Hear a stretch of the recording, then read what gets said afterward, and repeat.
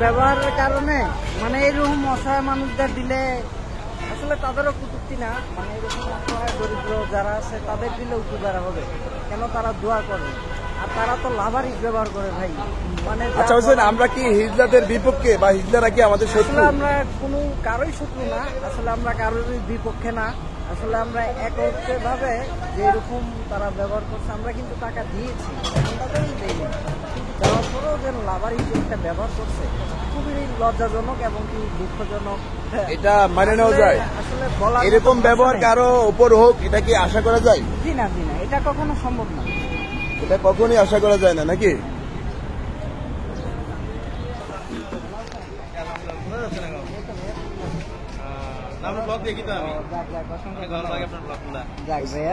শব্দটা দেখেন? হ্যাঁ অবশ্যই, অনেক ভালো লাগে। অনেক ভালো লাগে। ধন্যবাদ। ধন্যবাদ আপনাকে ভাই, ধন্যবাদ।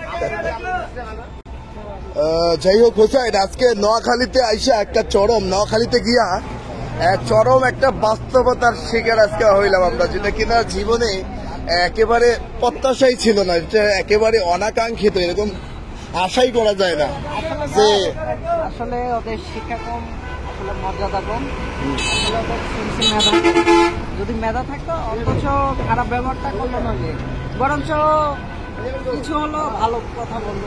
আচ্ছা হোসেন, এই হিজলাদের বিষয়ে সরকার কি পদক্ষেপ নিলে বা কি পদক্ষেপ নিলে তারা এইগুলা ছাড়তে পারে, তোমার কি এই বিষয়ে কোনো ধারণা আছে? আসলে সরকারের কাছে বিশেষভাবে একটাই দাবি, মানে ওদের একটা কোনো কাজ কাম করে দেওয়া হোক।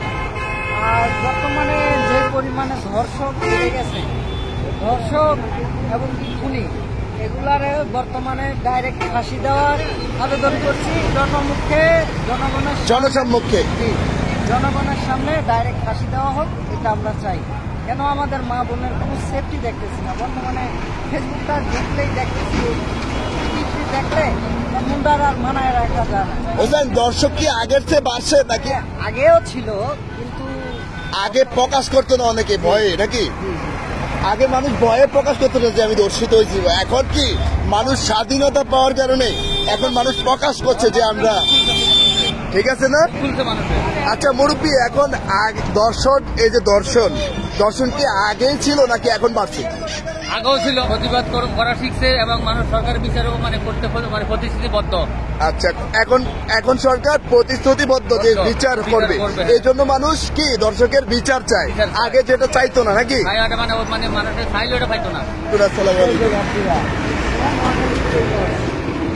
ওকে, হুসাইনের থেকে অনেক তথ্য নিলাম। আজকে নোয়াখালীতে গিয়ে আমরা একটা চরম বাস্তবতার শিকার, যেটা কিনা একেবারে অনাকাঙ্ক্ষিত, প্রত্যাশাই ছিল না এরকম কিছু ঘটনার সাক্ষী হবো নাকি যায়।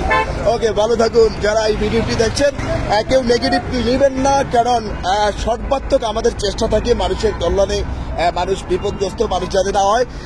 হিজড়ারাও ভালো থাকুক, সার্জেন্টরাও ভালো থাকুক, বর্তমানে যারা এই ক্ষমতায় নেই তারাও ভালো থাকুক, যারা ক্ষমতায় নেই তারাও ভালো থাকুক। বর্তমানে বাংলাদেশের আইন কানুন ঠিক মতো করে দেখ। আসলে ডক্টর ইউনূস সাহেবের কাছে একটাই দাবি, মানে বাংলাদেশের আইন কানুনটা একটু ঠিক করে নিজে মেনটেন করে আগের মতো যেন সিচুয়েশন না যায়, এটা একটু কন্ট্রোলে আসে। ওনার কাছে একটাই দাবি, আমাদের একটাই দাবি। ওকে, ধন্যবাদ। দর্শকের প্রকাশ্যে বিচার হোক, হুসাইনের দাবি, আমাদেরও এটা দাবি, সাধারণ মানুষেরও কিন্তু এটা দাবি। দর্শনের হার বাড়েনি, তবে দর্শনের বিচারের চাহিদা বাড়ছে মার্কেট নাকি? ওকে, ভালো থাকুন, আসসালামু আলাইকুম।